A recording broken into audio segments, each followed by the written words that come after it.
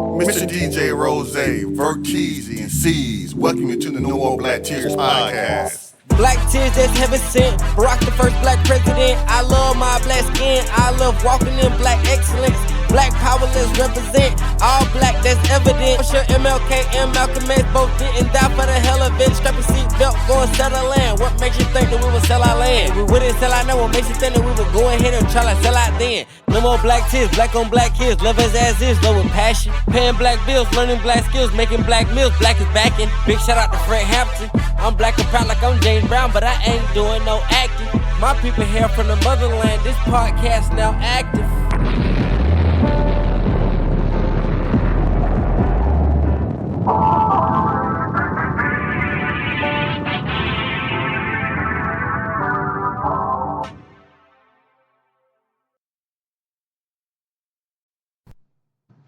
Yo, we out of traffic. We at the next light, man. No More Black Tears podcast. Mr. DJ Rose. You know what I'm saying? It's been a good week so far. She's a C's, man. How you been? Oh, good, man. She's a C's in the building as usual, man. What's good, people? Verteezy, man. What's up, man? Shoot, man, just chilling, man, enjoying the old fashioned, man. Ready to get the show on the road. Yeah, we paying bills today, man. What we sipping on? Man, you know, we like that Uncle Nearest here, man. You know, we like that Uncle Nearest. Okay, all day, every day. You know what I'm saying? That corn liquor. So, man, it all happened in the week. But this, man, this been happening longer than the week, man. We ain't talking about sports, man. What we talking about? Yeah, so there was this woman, man. She was doing an interview in the street, and she was talking about generational curses, generational trauma, especially particularly in the black community, how both affect one another, and how sometimes we confuse, you know, generation curses for generational trauma. C's, man, what's your thoughts on everything that she was saying in the video? Yeah, so I mean, I kind of agree with it. It's kind of synonymous. Like, is my thought process behind it is are you having generational curses because of generational trauma, or are generational curses causing trauma? So, But let me ask you a question, C's. like, what's my definition? How do you define a generational curse, and how do you define a generational trauma? Like, what's the distinction between the two, in your opinion? I'm kind of on the fence about it being synonymous because it's pretty much they're real similar, and a lot of people in our community use them interchangeably. So it's like a curse is gonna be like, hey, my uncles died before they were 40. So my personal case, I've had several uncles die before they were 40. And then there's other ones, you know, like people like everybody in their family's an alcoholic. You know, the dad, the grandma. You know, lineage, and then trauma is like the effects of it. So it's like, okay, your father was a drug addict. You now have generational trauma that you're dealing with. So it's like, it's kind of synonymous. Like an after effect of the curse. I see what you're saying. I kind of look at it like you. I look at curses more as stuff that, like, maybe in the black community, having high blood pressure, high cholesterol, maybe alcoholism, you know, drug addiction potentially. I look at trauma as like maybe everyone having kids at an earlier age, domestic violence or violence in the home, but that happening through your granddad was beating your grandma, and so on and so on. I kind of look at it like more blunt like that. Like when you was talking about you have a whole bunch of uncles who passed away, like if they was passing away from like heart attacks and stuff, I would just look at it like in your family, that's something you gotta watch for. Yeah. You know, with diabetes. But if they was passing away because they were street niggas and they was doing stuff in the street, I would probably label that more as like trauma. Like, because this uncle was a street nigga and he was the oldest uncle. The uncle that was like 15 years younger than him, you know, fell into the streets too because he didn't have an older male role model. That ain't the curse to either. But honestly, street niggas, they all died. They all got shot. But like I'm saying, like hypothetically, they all got shot, or they all. I can see both of y'all what y'all both were saying, because people label it as a curse. You know what I'm saying? Things like what you were saying, C's, but also what you were saying, like high blood pressure as black folks, or high cholesterol. You know what I'm saying? Diabetes, sickle cell, that sort of thing. It's kind of like, I guess, it's easier, I guess, scientifically Data. You got Oh, I see data. what you're saying. You're saying more like, okay, trauma is gonna be Like we got three generations of people in your family who have lived in Section 8 housing. We got 4 generations of your family that have been on food stamps. Every woman that had kids at 15, no one's been married. This is trauma that's going on, and it gets to the point where it becomes so normal that you at 15 think it's okay to have a baby. You at 20 think it's okay to be in Section 8 housing. You at 25 have no problem with the fact that you're getting food stamps. In fact, you get mad when you think an administration finna cut them food stamps off because all of this has become normalized. It's almost like I had to break it down, if you was in the military and you see all this chaos and crazy stuff going on, the craziness becomes normal to you. Yeah, and people consider that curses, but technically it's not really a curse if you probably look at the definition of curses, you know what I'm saying? Because that could be easily broken, you know what I'm saying? When people, and also I like the term, but it doesn't really make sense to me when people say, "Oh, I'm breaking generational curses. I'm the first person that graduated college." Yes, and I look at that more like trauma. Like, you know, these are things that, you know, could have been taken care of by another generation. And just because your mom was like, had a kid at 15 don't mean you have to have a kid at 15. Just because you grew up in Section 8 housing, we hear many of the stories people don't. But then there are some situations where, like, medically, yo, this is what's going on in our family. This is some stuff that's happening. So I have to be aware of it. Like, doesn't mean I just have to be like, yeah, I'm gonna have diabetes just because everyone else in my family had diabetes. I just have to be more aware of what I eat and what I drink and how I diet and stuff like that. So I just kind of look at curses as more, it ain't gotta be medical, but just more things that's not necessarily in your control necessarily. I mean, I think it's just gone on so long. It's like people also why people say curses is the spiritual aspect of it, the supernatural and spiritual aspect.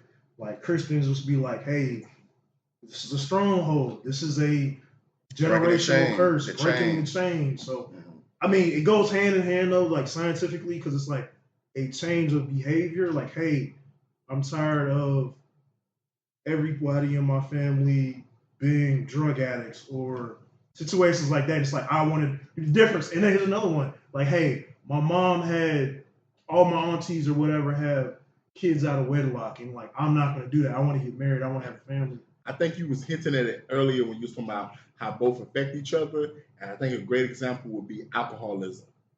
Like, if we view that as a curse, this is something that our family has an issue with. Just because you are alcoholic, I know plenty of people who drink all the time, and some people may think they're alcoholics, that they don't go home and beat on their kids and wives though. But then you have people who are alcoholics that are disruptive to their family, and they're introducing trauma to their family, and then you have like maybe 3 generations of, man, my dad used to beat on my mom and me and my brothers, and his dad used to do the same thing. That's why he thinks it's okay to beat on us, and I'm beating on my kid right now. You know, we was potentially talking about a topic where a woman beat her kid with an extension cord.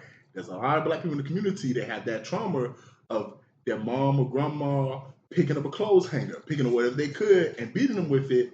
And you got some people that's trying to break that generational trauma by saying, yo, we know better now. I know better now. I'm not going to do to my kids what my parents did to me just because they did to me. And we have some people who would see that stuff on the news and say, yo, I got beat with an extension cord. I got beat with a clothes hanger, and I turned out to be a great citizen. So yeah, they can afford to get beat like that too. There's nothing wrong with that in their opinion.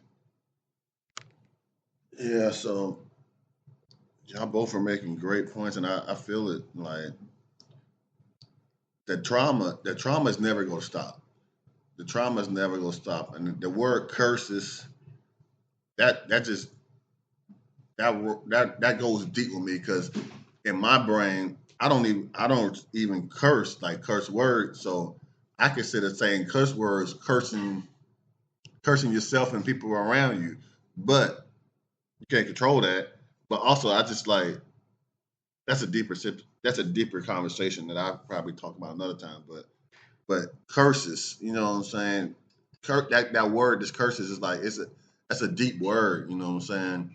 And like Vertizi used to always say, like he's into the watching the movies with the witchcraft and that sort voodoo, and that's one of his interests is movies. Like topics that he likes. You know what I'm saying? Especially with black people, with like, especially like in the like in the bio, team. yeah, in the bio, yeah. So like, if you believe in that type of stuff, then what you're saying, sees that would technically be a curse, because I cursed your family to everybody in your family to be on Section 8 for the rest of the, or not Section 8, Right. or I curse you to be in the projects for the rest of your generations, 3 generations until you know what I'm saying. So here's an example. And then you have to break that curse, like in the movie Holes, for example.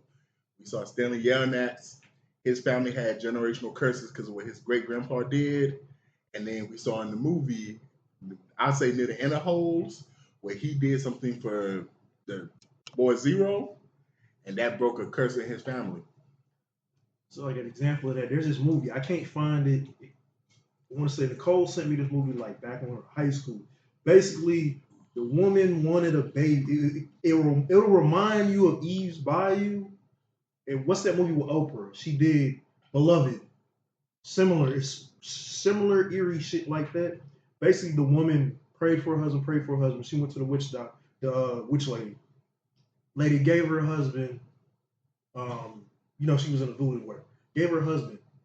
She got a husband. He was fine. She he was a very attractive looking man. Had money, all this other stuff. Met him.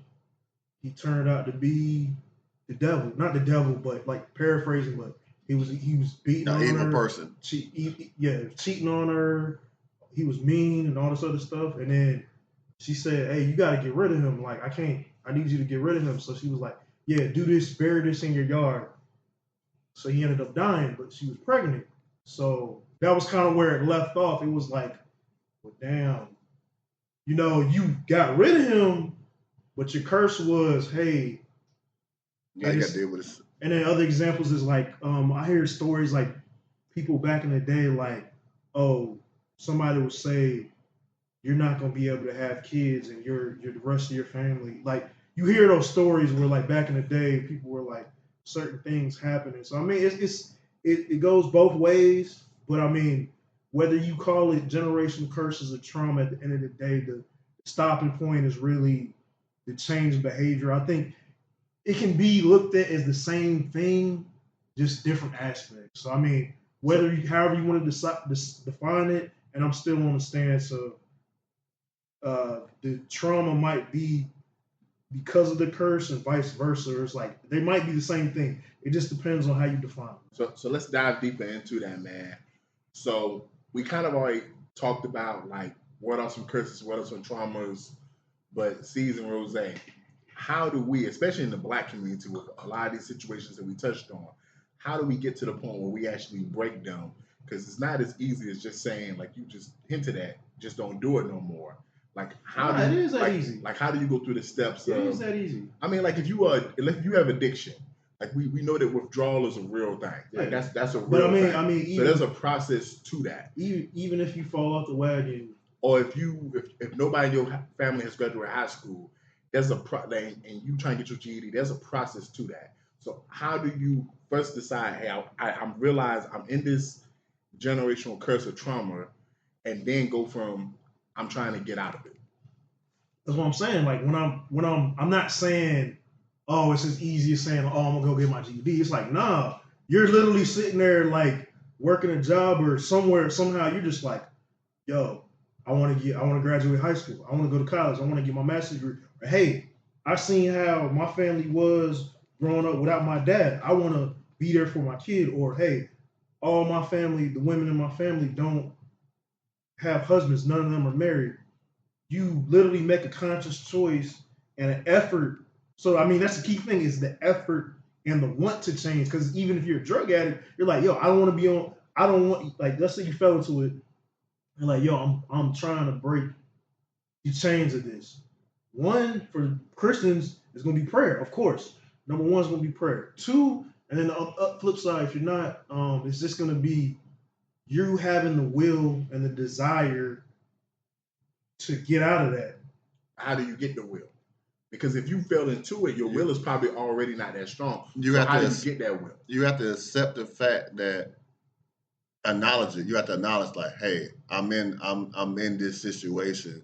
I have a problem. There, or you have to acknowledge that it might not be you, but there is a problem. You have to acknowledge that this is a problem. Yeah, and it might. Once you realize it is a problem, then it's like there. It's like it's right there. It's like, yo, I'm tired of seeing my mom like this. I'm tired of seeing my cousins and like I don't want that. I see the pattern. I'm falling into the pattern.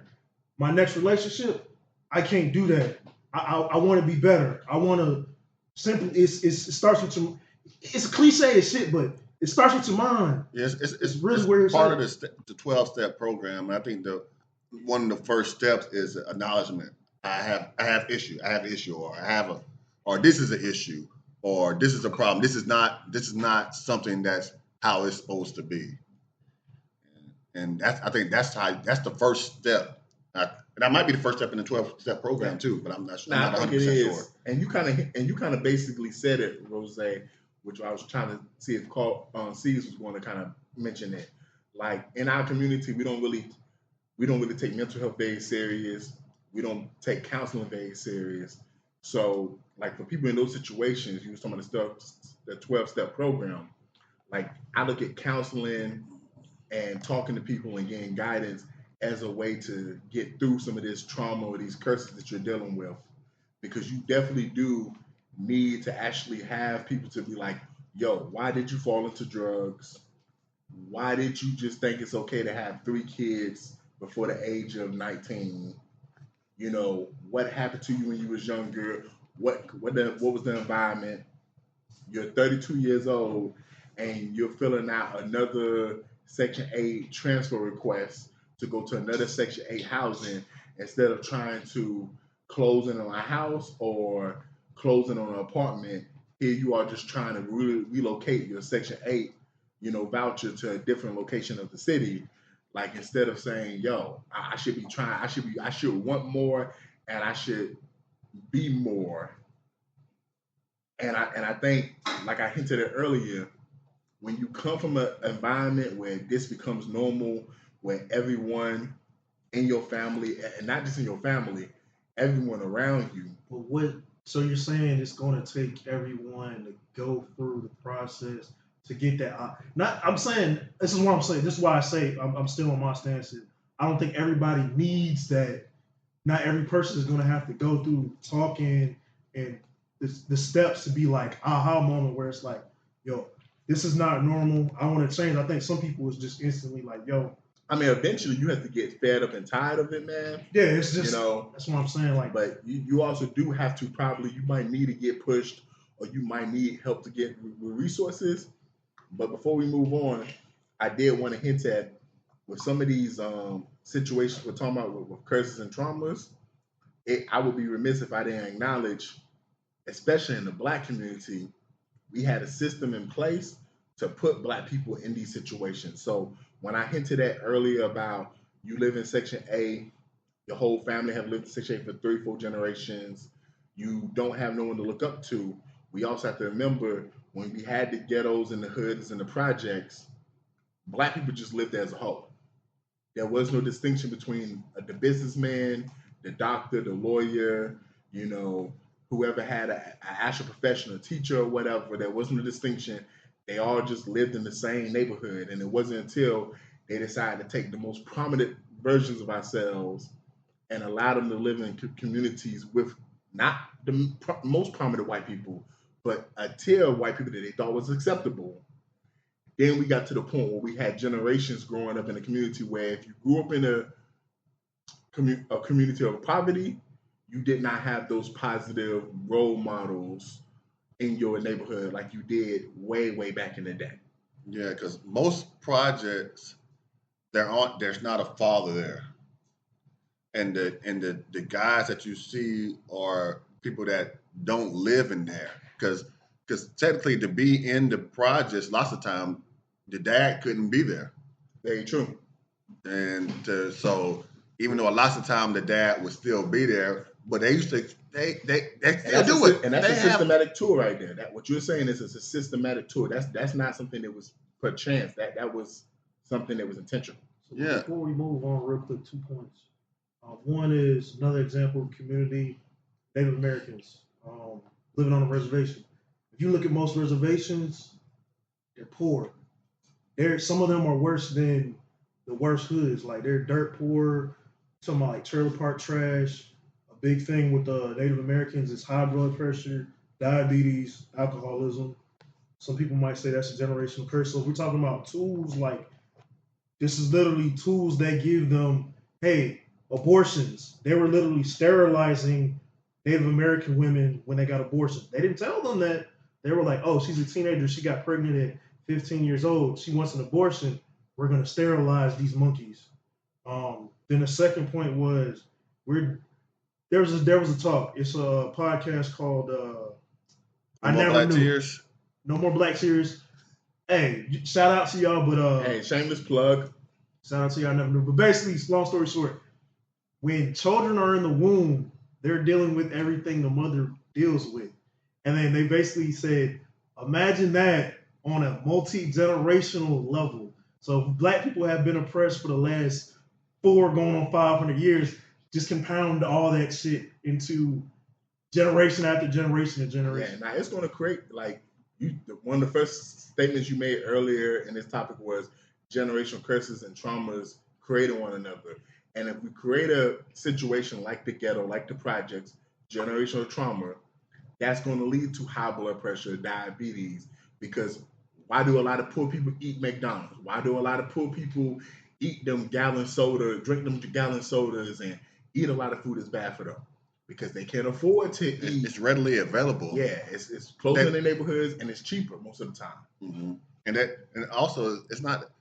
Some of the stuff is around the same price as the good stuff, but they don't put the good stuff in the hood. No, they don't. They put liquor store in the hood. They put liquor stores in the hood. They put, you can probably find like 7 chicken places in the hood. Mm-hmm. You know, so I remember at one point in time, KFC. There was no KFC in Columbia County for years. For years. Really? But you might see a sushi spot. Yes. You know, you might see a Publix. They didn't put a KFC in Columbia County after they closed it when they made it into a paint shop. The one it was on Washington Road. They closed it, and then they didn't build another KFC in Columbia County until Growtown came, and they put it right there by the Walmart. Yeah, man. I mean, when you give people, like, I remember hearing this when I was in college. The news and government don't want to tell people what to think. They just want to tell you what to think about. So in terms of black people and people that's impoverished, they don't want to tell you what to buy. They just want to tell you what are your choices. So we'll put a Taco Bell here. We'll put a McDonald's here. We'll put a Popeyes. And just so that y'all eating some chicken or whatever, we'll throw in maybe another KFC so you feel like you got the illusion of choice. But like you were saying, where is the sushi restaurants? Where is the fresh whole food places? Where is the places where we can get healthy, options? And we don't necessarily have that. And it's by design, man. So, this was a very thought-provoking conversation, man. But since we hit on Section 8 multiple times, we're going to head on to TNT. Dynamite, tears or no tears. Boom! So speaking about generational trauma and having generations on Section 8 housing, there was this woman who was exposing a scandal in Washington, D.C., where her mother... Chocolate City. Yeah, Chocolate City, where her mother had some pull on people's Section 8 housing vouchers and food stamps and other stuff. And she was talking about how her mother helped her cousins jump the line of the Section 8 housing so she can get them housed. And then there was other situations of maybe other friends who was in the line, jumped the line too. There was some bribes that potentially was taking place so people can get on the list faster. C's, man. Tears or no tears? We got tears of laughter because the way she told the story, it was like, I guess she fell out with her mom, or we don't have the details as far as like the story, like why is she telling on her mom? But the story she told was funny, that her mom had her 2 cousins jump her, and she's just outing them, like calling them raggedy and shit. And then she's spilling the whole deal on her mom. Like, hey, mom, my mom works for the HUD, the Housing Authority for DC, and she talked about how her mom bribed one of the supervisors or somebody high up in the office, paid for this woman to go to vacation, and bribing her, and how she got all these Section 8 vouchers getting pushed through the system. And it just goes to show you the abuse that people do and use. But I mean, the shit's funny. She busting them all out. So, I mean, I got tears of laughter. Yeah, I got tears because it's that old saying. It's not what you know, it's who you know. So some of them people were probably needing to get those, and some of her people probably didn't. Like some people were probably on that list waiting to get their kid. Their kids might be in foster care, and they're waiting to get some kind of housing to get back on their feet. You know what I'm saying? They could have been going through something. They went through a generation curse and had a lot of generational trauma, and then now they got to wait even longer. Or it could be a young girl that got raped when she was 14, and then she had a baby, and now she's all alone with this baby, just like Brenda was. You know what I'm saying? And yeah, Brenda had a baby. You know what I'm saying? But now she needs the help. Brenda needs the help. Do what Brenda did, sell that pussy. That's what she did in the song. She was selling pussy for the 40. Well, this was the 90s, so it was probably for the 25. Yeah. So yeah, man, I got tears. Yeah, man. I ain't got no tears because you hinted at this Rose. Man, nepotism. I mean, y'all think it's just in these sports leagues, y'all think it's just in these corporations. It's everywhere. Like when I was at Plant Vocal back in the day, a lot of people would get their kids on at certain jobs. And you see that in a lot of places. I'm pretty sure you've heard stories, of older military generation. I got my son, and I have a high rank in the military, and I didn't want my son to go to war, so I had him stationed somewhere safe, and he's going to get his rank by doing some safe ass shit. Well, even family shit. That was his friends. Circle jerk, man. Circle jerk. Exactly, man. So and it's the same way here. Like Mama had the ability to help her nieces. Let me repeat. Mama had the ability to help her nieces get the housing they probably needed, and she helped them get the houses. Same way, I did think she made the distinction. Basically, so many words. She said them hoes didn't need. Them hoes didn't need Section 8. So many words. If they didn't have their own house, they needed the housing. So I'm talking about if they was living from the actual rules, them hoes did not. If they was living at home with their mama, they needed the housing, man. So she helped her nieces get some housing or whatever. And the only other part that makes it bad is I think the mom was also taking money. People were paying her to get vouchers too, so she was making a racket out there. Yeah, man, you got to pay to play. Yeah, you got to pay to play. You want to get in this club faster? You can wait now. You can wait the whole hour to get in the club. But are you VIP? But if you, like you said, you VIP, pay the extra 40. Pay that 40 and get in faster, man. 40? You mean 4,000? The only thing I thought was funny when I saw the video was when she had both her cousins. One had brown teeth. I was like, what the fuck is going on? Like, where's the water? Where's the toothpaste? Where's the toothbrush? And then the second one was when the other cousin, it said something about, there was like a caption saying, she charged me 60 for sex, and she said 40 just for head. And I was like, damn, man, we charging 40 just for head now? I thought that was crazy, man. It was on Friday, you get both of them. Oh, that's what it was. It was Friday, you get both of them. Yeah. Yeah, see, the video, it went so fast, man. They should have spent an extra 5 seconds so niggas could read that. Because I told C's, had I been in the D.C. area, I would have went ahead like, hey, give me your cousin's information, man. Let me go and help her out in this situation. Talking about some more tragic stuff going on. Rapper Young Scooter from the Atlanta area was killed this past weekend. Any thoughts, y'all? Yeah, crazy to see, to hear about, because at first they were like, oh, he got killed escaping from the cops. And then, like, my initial thought is, okay, Young Scooter, we know his music. Even if you don't actively listen to it, it's like, remember him back in the day, free bands and Atlanta legend. Oh, ran from the cops. damn, did he get shot? Initial thought is, hey, did he get shot or what happened? And then later comes to find out he died on some freak accident, escaping. And then there's this week, 2 days later, this woman's accused of making a false call and all. Well, no, a woman made a call and then they find out it was a false charge. Yeah, because it was reported that he was shot. Now, it was a shooting and that young Scooter was involved. And it's like, what did he do? Did he do anything? Did he get shot? Mm-hmm. How did he die? Are the cops wrong? And then, domestic violence. It's like, damn, did he hit her? What happened? Come to find out, she wasn't even at the damn house. Demetria Spencer. Demetria Spencer's a real name. Demi Blanco from Zeus Network shows. And I guess it sounded like she had some beef with the dude, like something happened between them. Yes, but she was dating a dude, one of Scooter's friends. And that wasn't Scooter's house. That was like Scooter's partner's crib on one of his family. So she was dating a dude that stayed there. She basically, what happened was, from what her words is, everything she said in the 911 call actually happened to her. It didn't happen that day. It didn't happen that day.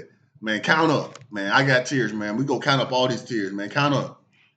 Man, we go count up all them years that she go get. Hopefully she should be charged with his death. And then I read something, they said it's punishable up to 20 years.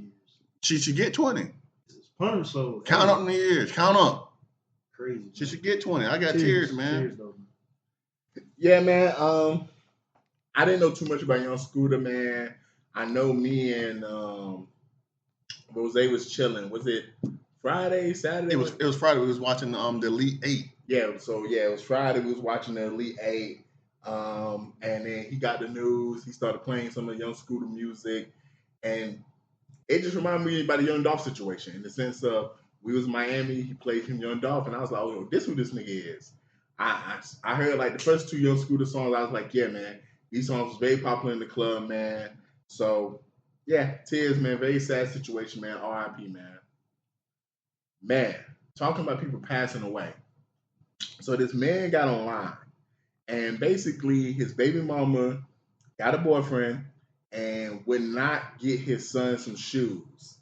And he kept saying, yo, I give you child support every month. I've sent you money. Why haven't you got my son some new shoes? Why you keep saying where my shoes at? So the baby mama boyfriend, father passed away. And mother. Oh, mother. Okay, so it was his mother. Mother passed away. And baby father basically picked up the ashes from the funeral home. And then a couple days later, I guess he picked up the baby mama's father's ashes from the funeral home, and he been making videos about it, man.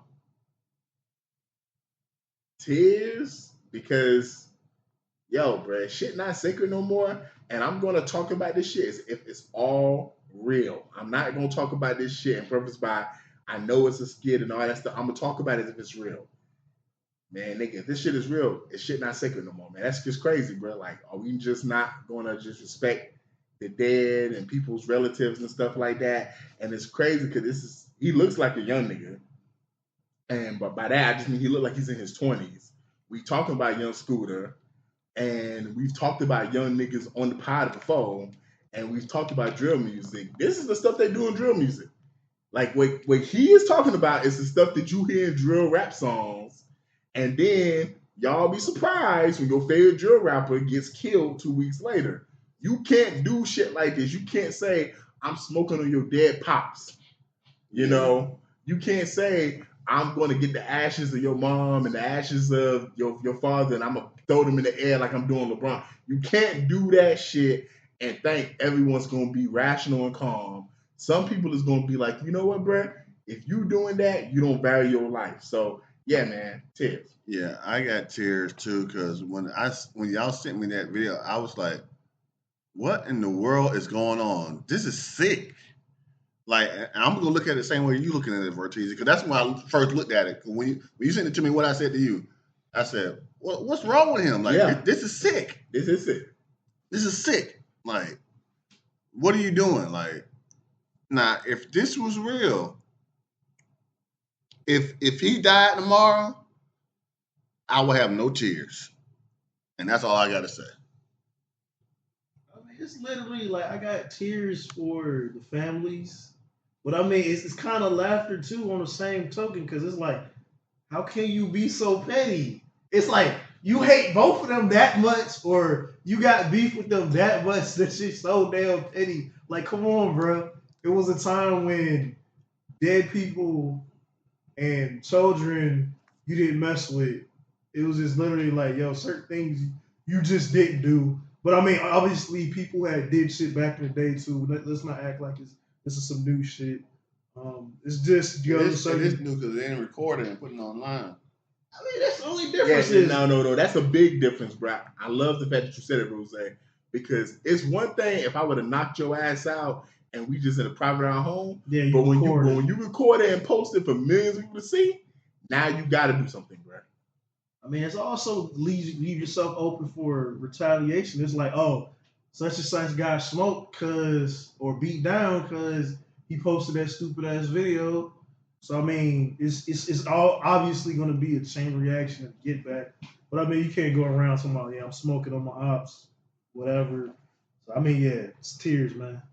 Hey man, so talking about get back, man. Unfortunately, USC wasn't able to get a get back against UConn from last year, man. So we talking about the Final Four. So for the men's, we got Duke versus Houston, Florida versus Auburn. So two of the four schools left are SEC schools. All these are basically blue blood schools that basically are prominent schools. For the women, we got Texas versus South Carolina, and then we got UConn versus UCLA. I got tears for joy seeing this Final Four. This is probably one of the better Final Fours we've had in a long time. I know people like the Cinderella making it, but let's be real. Sometimes when the Cinderella makes it to the Final Four, it's a cupcake. Bruh, that shit be terrible sometimes, bruh. Like, them games be 80 to, 65, man, 64, man. Because sometimes when that Cinderella school who has no NBA players faces a school that got 4 NBA players, it's just the talent discrepancy is just too massive. We got Duke that's going to face Houston. We got probably one of the more talented teams, in my opinion, facing a team that has a whole bunch of grown men on it, but full of just niggas. And that's what me and Rose was talking about before the pod. Then we got Florida that has a whole bunch of white boys, but they've been one of the best school teams all season. But then Auburn got like a top 5 player in the country, man. I forget his name, light-skinned cat with dreads. He played forward versus center. Me and Rose actually watched him play. He's one of the best players in the country. And so it's going to be interesting to see how, Auburn faces Florida, because we was watching Florida. Florida was having a hard time. Was that Michigan State. Rose? I think it was Michigan. Or Michigan State. Yeah, Michigan State was giving Florida some trouble, and then eventually the talent just took over. But Michigan State having all them seniors, that gave them, the advantage. So it's going to be interesting what happens in that Auburn game. And then for the women's, man, I expect South Carolina to hand their business against Texas, UConn versus UCLA. It'll be so interesting to see what happens there because UCLA got a lot of talent, especially with Lauren Betts, man. Me and TTK was talking earlier this week, man. That's a big bitch. And he was talking about how she's been in the college for a minute, but you got to remember from her freshman year to now, there's always been big women, like women in her position, better than her. This is the first year where she's shown the way she's shown because there's no big women on her level, and is UConn gonna be able to stop her? But more importantly, is UCLA gonna be able to stop, Paige Bueckers, man? Because Paige she had a 40-point game in the Sweet 16, and then the Final 8 she had a 30-point game, and now we're to the Final 4, man. So I'm interested to see what's gonna happen this whole weekend for the Final 4. This is probably one of the better Final Fours we've had in a long time. Yeah, I'm excited for it too. I can't wait to see it. The girls. I'm kind of torn on the girls because I had UCLA winning it, but I would have loved to see UConn against South Carolina, but I don't think that's going to happen. It's probably going to be UCLA against South Carolina, and I got UCLA coming out of that. But I would love to see South Carolina winning. I would have loved to see South Carolina winning against UConn because it's like passing the torch because they have won like 3 or 4 in the last 5 or 6 years, so they kind of on a UConn track record. So I would love to see Don Staley and Plies win the national championship. You know what I'm saying? But as far as the men's goes, my bracket looking really good. You know what I'm saying? My bracket looking really good. But I'm gonna go against my bracket. I'm going Auburn to take it all. I'm going Auburn to take it all. Because of Broom, and that's the guy you were talking about, Broom, from Auburn. Appreciate that. I'm just they kept showing his face. We wasn't even watching his game. We was watching Florida and Michigan State. And they kept showing him. I thought he was an NBA player.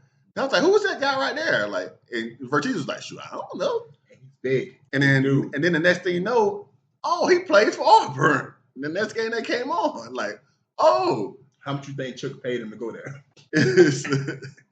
Oh, he got paid, but that's gonna be a really good game. But I'm taking Auburn. I'm taking Auburn because they got Jeff T's son on their team too. So Jeff T got son in college.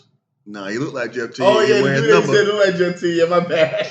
And he wears number too. Yeah. So they got Jeff T. You know what I'm saying? So, hey man, I'm going Auburn over Florida and Houston. Shout out MGH. If y'all let Duke beat y'all, man, y'all some hoes, man. Nah, because like Vertiza said, their team, we talked about before the pod, their team is full of ninjas and grown men. Like literally grown men. Like they're 23. Grown niggas. 23. Their team is older than Oklahoma City. Their team is older than Oklahoma City Thunder. That's crazy. Like their average age is older than Oklahoma City Thunder. And Oklahoma City Thunder is in the league. And so if y'all let Cooper Flagg come in there and do y'all in, this 19-year-old, man, Duke's a better team. I ain't gonna say they're a better team, but you would think Duke will win. They're more talented. Yeah, they're more talented. That's what I ain't gonna say that they're a better team, but they're more. They have more talent on their roster. Yeah. But y'all let them boys come in there and beat y'all, man. Y'all some hoes. Yeah. I forgot to say. Man, I ain't got no chance, man. I can't wait. Yeah, man. I got Florida versus Auburn. I got Florida. I just feel like they're the better team overall in the SEC. They're probably the best team in the SEC. I've seen them play. I think their pedigree overall is better than Auburn. And then when it comes to Duke and Houston, they're just a better team. More talent. I think they got a deeper pool. So I'm going with Duke to win. I hate them. I fucking despise them. But I think they're probably going to win this. And if anybody else is going to upset them, of course, obviously it's going to be Florida. But root for Florida, but I think Duke will win it. Women's side, shout out to Texas. Shout out to the assistant coach, Sydney Carter. I see you, baby. But when it comes to South Carolina, obviously the experience and the coaching staff is definitely there. Don knows what she's doing. I'm going with South Carolina to take the whole thing. And it's going to be interesting to see UConn and UCLA. UCLA literally was the number one team for a lot of the season. So there's the best team, the team with the best record versus obviously one of the best teams in like dynasty wise and one of the best coaches in women's basketball ever. And then they got talent from obviously, Paige, and then there's the other girl, I forgot her name, but Paige scored like 20-something points, and the other girl scored like 16, 17 points, combined 31 points. There's obviously that, but it's probably going to come down to USC, UConn, and South Carolina takes it all. That's my pick. Well, those are some good picks, y'all, man. So, they have the Chick-fil-A Bowl in college football. Chick-fil-A apparently does a scholarship every year. Each branch does its own one, like each Chick-fil-A location. I wish I had this location, but I don't. But apparently, Chick-fil-A basically gave out 6 scholarships. 5 of them was to non-African Americans. 4 of the people was white people. 2 of the people, one looked Hawaiian / Samoan, and the other one looked like he could have been basically Hawaiian to maybe Hispanic. Um, Unfortunately, everyone got the 2,500, but the one African American girl, the one black girl, she only got 1,000. And there's been a big question on why. People looked into the Vidalia, Georgia. Vidalia, Georgia. Okay, thank you. Vidalia, Georgia. Thank you. And people looked into the reasons why. Apparently, she qualified just for the $25,000 scholarship, but it's up to Chick-fil-A's discretion on how they divvy the money out. Yeah, man, I got tears, man. Tears, because it's sad that it looks like it might have been some racial bias to this black girl not getting 2,500. But I also got tears because one thing about black people that's so crazy, we show up and show out when it's time. And people posted it online, and I want to say the last time I checked, her GoFundMe was like over 40,000. Like, so, people show it out for her, and people still sending money to her GoFundMe or whatever. So she's going to get way more money than she even thought she was going to get from Chick-fil-A, man. So I'm happy that, a lot of people show it out for her, man. But I'm also sad because we as black people, we got to start holding these corporations accountable. From Chick-fil-A to Target, y'all just saw they fired the CEO of Ben & Jerry's, who for the last 7 years have been down for black people, even through all the Trump bullshit. Like, they even came out with ice creams with political names. Like, we got to show these corporations where we're going to put our dollars, because we spend trillions of dollars every year just like anyone else. Yeah, I got tears too. And to pick it back up what you just said, remember we just had Black Friday. Did y'all buy anything on Black Friday? I know I didn't. No. Now I did buy stuff, but I went to multiple black-owned establishments in the CRSA and bought stuff. You know what I'm saying? I went to Jackie M's and Sons and went and got me some food. Then we went to the black-owned ice cream shop in Martinez and went and got some ice creams and we tipped good. This showed love, and then we didn't. Everybody, I pushed it out for everybody I know. I know we're gonna do it again. It's supposed to be like for Target. We're supposed to be like a 30-day fast for Target. Pastor Jamal Bryant was talking about that. I think they did one already.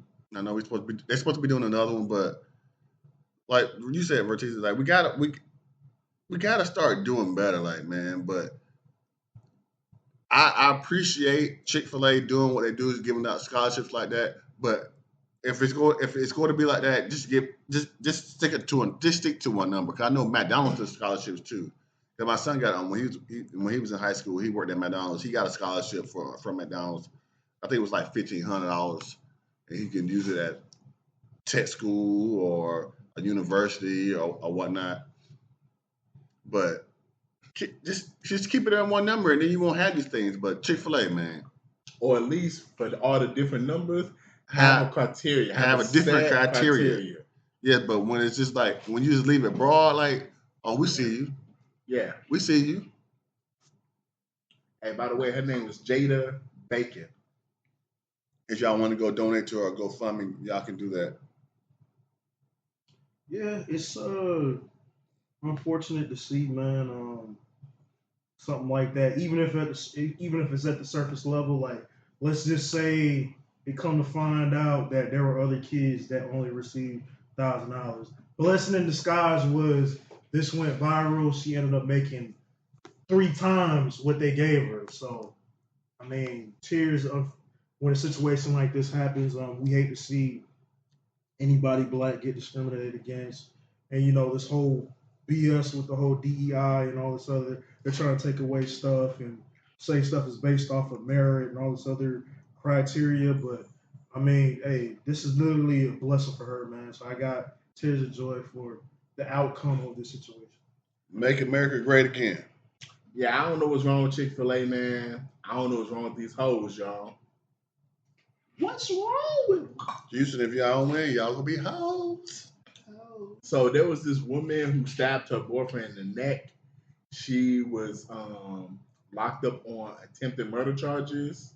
Do you have any more details of the situation, C's? Yep. No bond, 30-year-old Bambi Bamberg Gomez. Apparently, she shot her boyfriend in the neck. He came home. This is her story that the news posted. Came home drunk. She found his. Somehow she got a hold of his phone. She was looking through the messages. There was a voicemail on there, and the woman said, "Oh, he was cheating, and he ended up getting chick pregnant." So of course they got into an argument. She says she was trying to leave, and he was drunk, and he was trying to stop her. They got to a scuffle, fell on the floor. She got up and then shot him. When the cops came to the apartment, they found a bloody shirt and the victim on the floor. She is in jail, charged with attempted murder, no bond. Cops are stating that they do not. The stand your ground doesn't count in this case to what they can draw from what happened. I got tears because even if he was drunk or you got in a scuffle, you shot your man in the neck. You know what I mean? It's like the gun was there. I don't know. Maybe she should have waited till a later time or just not say nothing and just fucking leave. Don't go off. Just leave, nigga. And then let him call you, blow your phone and be like, "What? Where are you at? Where are you at? Why'd you leave?" Yeah, unfortunate situation. He ended up living, so I mean, now she's gonna get fuck y'all. She's probably gonna get charged. I mean, that's if he decided to press charges, man. He pressed charges. He might say, "Hey, man, let me keep real, man. I ain't got this. If this was tears, no tears, I would have no tears."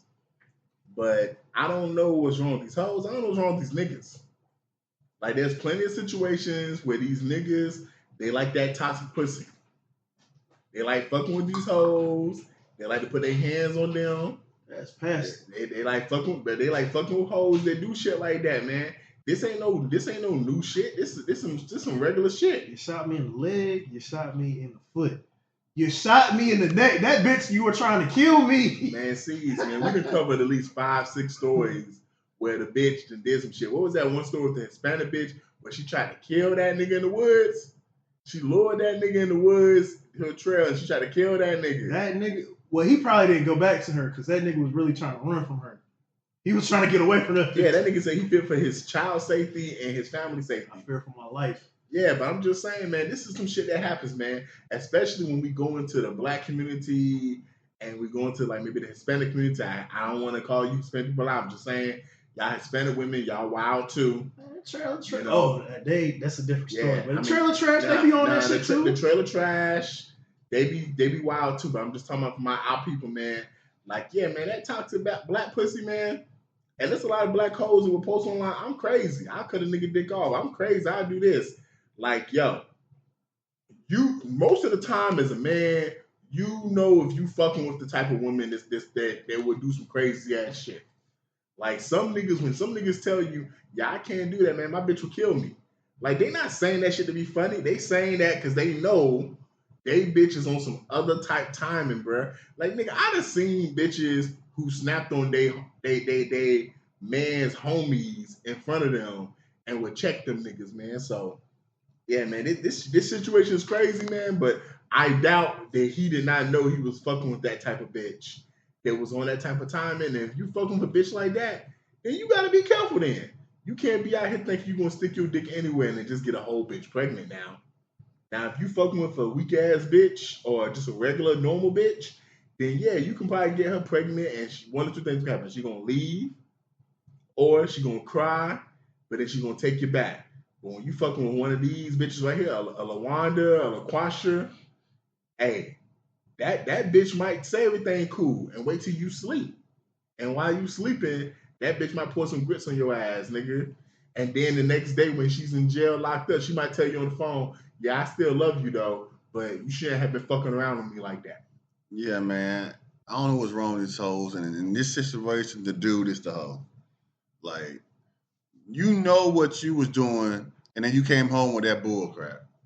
And then now you crying when she popped you. Like, dude, you knew what the business was before you left the house, and you went and popped up another girl, got her pregnant, and you knew better than this. Like, you knew your girl would pop up on the spot. But you ain't. But you didn't do anything else for it. Like, you just said, "Oh yeah, if you pop up on the spot, hey, it's what it is." You want to be Scooby Doo now, huh? Woo woo. Oh no, no, you knew. So you the hoe of the week. You are the hoe of the week, and you deserve to get shot because you brought that static to the Waffle House. Exactly. To your own house. Yeah, exactly. So, like, you deserved it. You know what I'm saying? Like, you gotta do better. You gotta do better. You knew she was that type of bitch when you did it, bro. And you knew. Ain't no way in hell a bitch stab you in the neck and you tell your family friends, I didn't think she would do that. Because she done did it before. But she didn't at least pop you in your shit before. Yes. She probably popped you in your stuff a month before. For the same shit you did. Yes. Except you didn't get the bitch pregnant. She just found your condom and you was like, you know what? Hey, I know how not to get caught no more. I'm just not gonna use the condom next time. Man, that's wild, man. You the hoe. You the hoe of the week, man. Come on, man. What's wrong with these hoes? Sound like some street nigga shit to me, man. But speaking of street niggas, our last top of the night, somebody made a post saying, you know, first of all, you know, we saw Adam 22 had like basically the big fat bus recently. And somebody posted that all these street niggas will go to these predominantly white platforms from VladTV to Adam 22 to some people may not know this person, but he has a big hip hop platform, Trap Lord Lost. And they'll tell their stories of what they used to do when they was locked up or what they did when they was in the streets. But a lot of niggas, they'll tell stuff that they actively are doing in the streets. And then what happens a lot of times is these niggas will, because sometimes they have open cases or maybe people are listening, they get locked up shortly after the interview, maybe a couple years after the interview. So, you know, C's, we kind of talked about culture vulturing.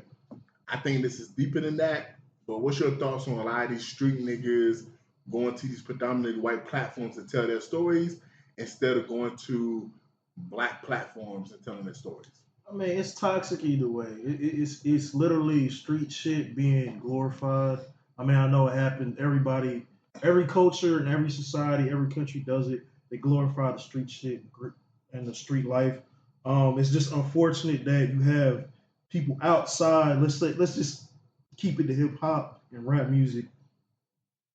It's other people from other platforms really profiting from the shit. It's like, okay, rather than back in the day, you might go to like Vibe or XXL or whatever. You're gonna go to DJ Vlad. Like, Vlad got big off of this bullshit. Like, literally, you're going on Vlad's platform snitching, and it's like the other guys. It's one of the guys is like British, but he was like the one that was like in the trenches. They took the nigga to Old Block. They took Chicago. They took the nigga to LA. All these little like real fucking dangerous places. They took him, basically rolling out the red carpet, showing him everything, talking about what happened, what they do, and they're making money off of this shit. But I mean, they're getting famous off of the videos, and they're like, a lot of them are drill rappers, or they got this platform blown up on TikTok and shit. But I hate to see that shit. Them people profiting off of number one, profiting off of bullshit. Number two, it's somebody that's not even involved, that has no skin in the game, and literally will sit back and gets off on the shit. Like, you can tell Vlad got off of that shit. Because it's like, okay, you say you're not a snitch, you didn't do anything, but you purposely ask questions to get them to say what they're gonna say. At the end of the day, it was their fault for discussing their bullshit, but you provided the platform and you made mad money. Same thing with Adam 22. He's building his platform off of bullshit, and y'all co-sign Whack 100, Crip Mac, all those other niggas, making this white boy rich, basically. Yeah. But also, the reason why they do it is because Illuminati. You know what I'm saying? They got paid. Y'all ain't got paid? They pay y'all to tell on yourself, and then you basically just sold your soul, or you sold your life. You sold your life, like your life story. You put it online, and then if they come after you, you have nobody to blame but yourself because you sold it.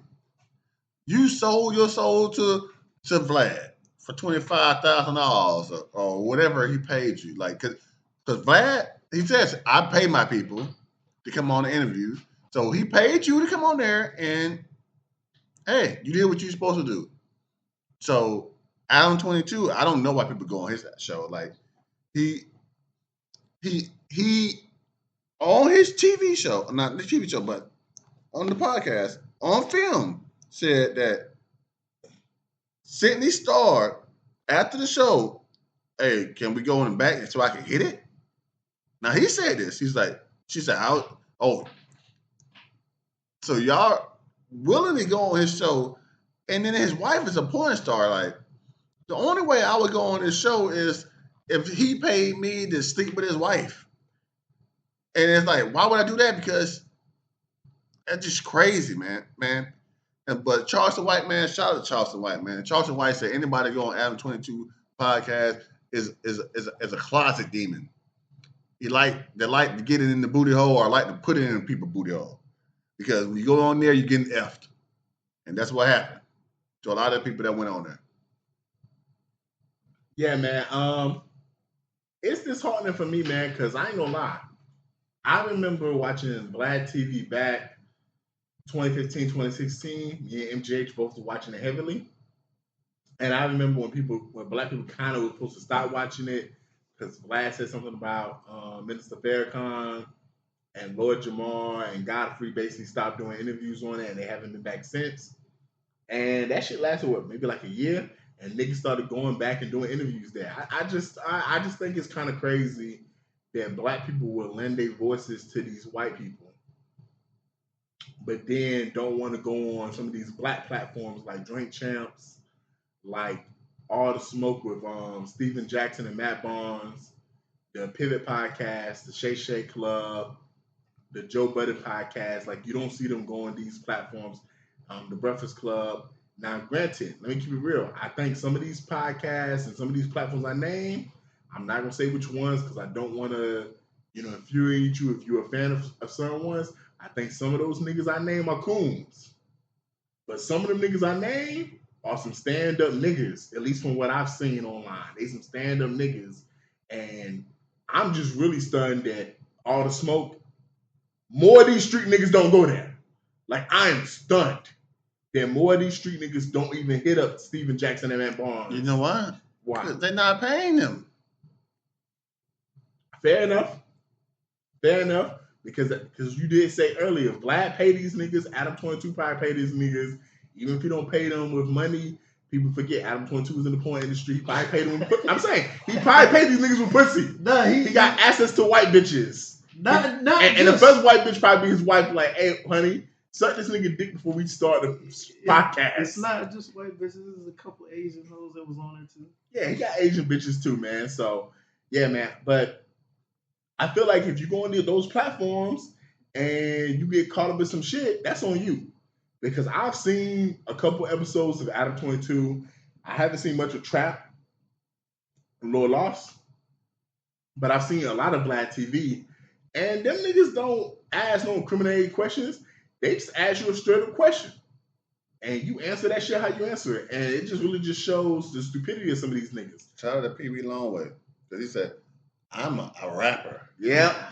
Vlad asked that nigga, you ain't no street nigga? I thought you was a street nigga. I am a rapper. Exactly.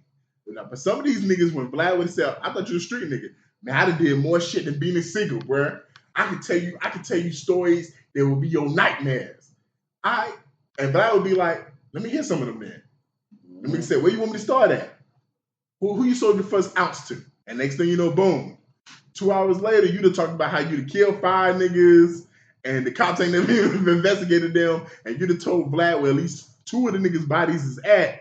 And when the Chicago PD go to the area and dig up the bodies, it's like, oh shit, we listened to the interview. These were the bodies was at. So, yeah, man. I mean, I think it is sad though, man, because it goes back to the black businesses though. We as black people we gotta start supporting people that look like us. Like earlier in the night, we was talking about Andrew Schultz going on the Pivot podcast. And basically, Andrew Schultz said, when you've had athletes on here that have had domestic violence and sexual assault allegations, but just convictions too, and you haven't talked about that. And Ryan Clark said we have, but they asked us to take it out. I'm gonna keep it real. I've listened to Vlad tell stories of, hey, I recorded an interview, I paid a nigga for the interview, the nigga asked me to take something out, and I told the nigga no. So even though, like, I kind of told Rose I didn't agree with Ryan Clark taking the shit out, that just shows you that's a black man trying to protect another black man from himself. The fact that he was like, okay, you might have said that you slapped that bitch 2 times, and then you thought about it and you said, you know what, I don't need to air that shit because that's gonna make me look bad. Whereas Vlad gonna be like, nigga, I gave you that money, nigga. Dance, nigga, dance. This is my property now. And Vlad, for those who watch VladTV, he literally says that. Once he pays for the interview, that is his intellectual property to do with it as he please, and he would do with it. Like, gladly. Yes, gladly. Vlad would gladly do with it as he please. You know, it's been times where Lloyd Banks from G Unit, man, that nigga got online snapping on Vlad recently because Lloyd Banks was in the news for some shit, and Vlad reposted an old interview from back in the day with Lloyd Banks. And Vlad said, it's my property. If I want to repost it because you back in the news, because I think I can get a couple thousand views, guess what? I'm going to do that, man. So, you know, yeah, man. This is some shit. Y'all niggas, street niggas, unfortunately, y'all better stop going on these white platforms, bro. Thinking these niggas y'all friends, thinking these niggas cool with y'all. Y'all is an investment to them. The reason why they paying you, if he paying you $25K, you know why? Because he thinks he can get 50 to 100,000 off of that interview. That's why he paying you $25K. Nobody is ever going to pay you more than what they think they can make off of you. When you get a job, if you get $25 an hour, that white man know, yeah, we paying that nigga in that corner $25 an hour, but guess what? We know how much money he brings to this company. Facts. Yeah, I mean, it's pretty much when Vlad had his run, he was getting mad hundreds of thousands of views, making money. So it's obviously, and then there's the times like that makes you question Vlad, was the times he would ask, okay, just comparison, he would have somebody white on the podcast versus somebody black. You see how just simply the way he treats them, just the questions he asks, the bullshit he goes along. And another thing is like when he got pressed about the Farrakhan stuff, that was one of them. And I want to say, what was it? Damn, what's his name? Man from the Bulls, man. Why can I not think of his name right now? Oh, you talking about the nigga? John Staley. John Staley? Oh, John Sally. John Sally. John Sally had his whole interviews, and he was like several people, and then like Godfrey was one of his. Godfrey was his best fucking friend, and then I guess they had a falling out after Godfrey finally realized. Hey, side note, that's another thing that Vlad do I hate, bro. Whenever he have an interview with someone, you talking my best friend, he loves saying when like if me and Rose is doing an interview and I'm interviewing Rose, and Rose says, yeah, man, I was hanging with Juice Man the other day, and he loves doing this. Yeah, Juice Man? Yeah, that's my man's. That's my man's. Why you gotta tell me that this is your man's as if that's gonna make me more comfortable? Like, oh, Deal fuck with you? Yeah, then I need to fuck with you too then. I'm my own man, dog. I don't give a fuck who you fuck with. That was another thing that Vlad did. It was annoying. He would always overtalk people, overtake the story, and then plug his version of the story or his story over. So I mean, it was his show. I mean, yeah, but it just, if y'all niggas watching it, y'all paying them too. True. I mean, I don't watch it. It got to the point, but yeah, Vlad like notorious for it. And it's just like the media is not your friend. Let's just be honest. It's a tool. The media is a tool for your fame and for your career. It's not your friend. You're supposed to spin the shit how you want it, not let them use you. You're supposed to use them, not let them use you. So So once you sign up for it, like it is what it is. They signed up for it, and they got to pay for it. yep. Just stop being stupid, man. Street ninjas, man. I mean, and honestly, it started before this because there was. Remember back in the day when there was the bootleg DVDs about crimes and those drug lord documentaries and all those other shit. So I mean, but yeah, before we wrap it up though, man, hey, quick thoughts on street niggas in general in terms of nigga, y'all snitching yourselves anyway, man. Like this generation, I ain't never seen a generation so quick to post on social media that it did some shit, man. Like shit, it's shit that Rose done did in the 90s, shit that I done did in the mid 2000s, that I'm not finna tell niggas I did. Cause you supposed to take that to the grave, bruh. Like, man, and then y'all put this in songs and shit. Like at least when T.I. and Jesus was putting shit in songs, bruh, one, they was putting shit that was like past the statute of limitations, and two, it was more storytelling. Now, y'all literally saying, man, I drove by a nigga house and I did this shit right here, man. Like you looking at the Young Duck situation, and that situation crazy, bruh. Like the fact that you got text messages of this nigga texting 5 niggas, meet me in Chicago, you to pay for their tickets or whatever. You done went to Chicago because you wanted to see them kill a nigga or whatever. Like, bro, this generation is just crazy, man. What's your thoughts on that, C's? I mean, Young Dirk, that's just him being stupid. Cause I don't even think he stays in Chicago. But just young niggas in general, how they just tell on themselves. We've said it before. Like, if you're going to tell it, let it be some shit that you know you can get away with. Like, you're gonna say something, make sure it's no ties to you legally or evidentially there's no ties to you.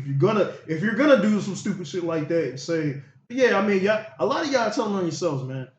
Back in the normally you don't fucking tell on yourself. You're not looking for the clout or the shit unless you know you can get away with it, or it's just some shit. It's like, oh, you ain't scared, but one, you're scared. Y'all snitching on yourself, so it's like, hey, I'm gonna go do this big, but I guess a lot of it is basically street credit too. Is another thing. People want the fame. But you already got the street credit. No. If you put the work in the streets, it's adding. No, it's adding to your story now. So what? You in Chicago? You want niggas in New Orleans to know? Yeah. It's more like you ever watch Minister Society, and when Old Dog was at the house and they was playing the video and came on and like, what are you doing? Man, oh, boy, watch the part right here. Watch the part right here. And Kay was like, no, we shouldn't be doing this. And Old Dog was like, man, I'm selling these things, man. $20 a pop, man. I'm about to start making videos, man. I'm selling this. And Kane's like, no. But that's how they is now. They selling it. They are selling it. They bending over, they touching their toes, and they selling it. And you know what's crazy, man? They selling everything they doing in the streets, but when they get in prison, they're gonna be selling that booty. Yes, man. They're gonna be selling that booty for a honey bun, a Snickers bar, a soup. That's what they call them in prison, soups. And them Roman noodles, they call them soups. They're gonna be selling that booty hole, man. Or they might just be selling for something simple as protection. And then them niggas in the corner trying to fuck me up. I'll protect you, nigga. But you want to give me that booty at night, man. So keep that in mind, man. Any closing thoughts, C's? Yeah, my closing thoughts, man. We keep talking about all this street stuff. Doggone, they might have solved Mo 3 murder, you know what I'm saying? Doggone Yellow Beezy just got arrested for murder for hire off of Mo 3. You know what I'm saying? They said the dude that killed him is about to testify against Yellow Beezy. He bonded out of jail, but man, I remember when all that happened, I was like, oh nah, I don't think Yellow Beezy had nothing to do with it. But to find out 5 years later that he had something to do with it, man, it's all on me, baby. Man, that's all I got, man. Hey man, I tell y'all every so often, man, 2025, black people still be making history, you know, man. So for those who don't know what a filibuster is, man, it's just basically when someone makes a long speech, normally in the Senate, the Congress can do it too, from my understanding, but normally in the Senate, when they make a long speech or whatever to stall a piece of legislation getting passed. The longest one before today was held by Storm Thurmond. For those who know him, man, he was a senator, I want to say of Alabama, was it C's? It was one of the southern states, I think Alabama. South Carolina. He got a half black daughter, but this is someone that was racist. Like one of the more racist senators we've had in the modern era, you know, who basically passed a lot of legislation against black people. He had the longest one at 24 hours and 18 minutes. He talked for 24 hours? 20, yes, because when you do a filibuster, you can take questions, so you don't necessarily have to talk the whole time. People can take questions as like a form of a break, but yes, you cannot sit down. You have to stand the whole time, and you have to talk. You don't necessarily have to talk. You can talk about nonsense, but you do have to talk the whole time. There's stories of someone actually opening up a book and reading that shit. Yes. It is crazy, man. And it's just, you just don't want some legislation get passed. And he did that so that basically some civil rights legislation could not even come to a vote. Today, Cory Booker, the senator, black man, Democratic Party from New Jersey, broke the record at 25 hours, and I forgot the exact minute count of his filibuster because he was trying to protest Trump's administration and a lot of the tariffs and stuff that Trump is trying to get passed, man. So in 2025, we still is making history. And it's poetic justice, man, that a black man has broke this record for one of the most senators in this nation's history, man. So salute to Cory Booker, man. Salute to the people in New Jersey that voted for this man. Like, he's doing God's work. He's doing work for the community, man. So in the words of Airbnb Rakim, peace. Yeah, man, y'all can meet us at the next light, man. We in traffic, and I'm back quiet. Mr. DJ Rose, Verkeezy, and C's, welcome you to the No More Black Tears podcast. Black tears that's heaven sent. Barack the first black president. I love my black skin. I love walking in black excellence. Black power, let's represent. All black, that's evident. For sure, MLK and Malcolm X both didn't die for the hell of it. Strap your seatbelt, go and settle land. What makes you think that we would sell our land? We wouldn't sell our land. What makes you think that we would go ahead and try to sell out then? No more black tears, black on black kids. Love us as is, love with passion. Paying black bills, learning black skills, making black meals. Black is backing. Big shout out to Fred Hampton. I'm black and proud like I'm James Brown, but I ain't doing no acting. My people here from the motherland. This podcast now active.